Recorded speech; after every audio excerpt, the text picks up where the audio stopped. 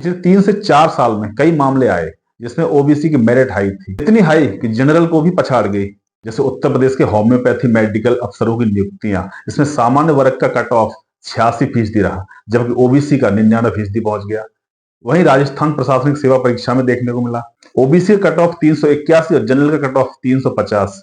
Railway protection force के sub inspector की जो भर्ती थी, उसकी फाइनल लिस्ट में ओबीसी कैटेगरी कट ऑफ 95.53% था, जबकि जनरल का 94.59%। मध्य प्रदेश में टैक्सेशन असिस्टेंट की परीक्षा थी, उसमें ओबीसी कट ऑफ जनरल से भी आगे निकल गया। जब इस तरह की चीजें हो रही थी तो ओबीसी कैटेगरी के अभ्यर्थियों को यह संशय हुआ कि जो रिजर्वेशन के बाद का 48% कोटा है वो जनरल को दिया जा रहा है। अब 6 जनवरी 2026 को यूनियन ऑफ इंडिया बनाम जी किरण के मामले में जो सुप्रीम कोर्ट का फैसला आया है, उसमें कई चीजें क्लियर हुई है। साथ ही सामान्य श्रेणी की परिभाषा भी साफ कर दी गई है।